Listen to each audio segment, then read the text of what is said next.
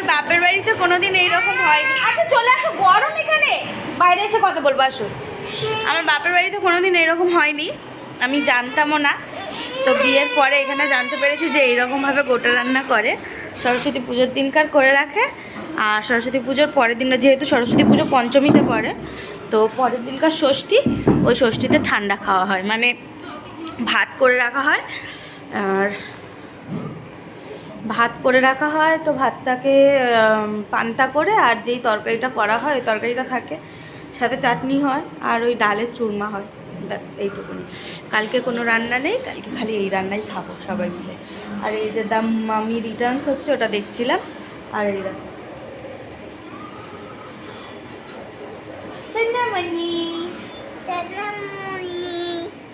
বলে hi, welcome to my channel. সবাই like করবে, সাবস্ক্রাইব করবে, কমেন্ট করবে। বলে আজকে আমি হাতে খড়ি দিয়েছি।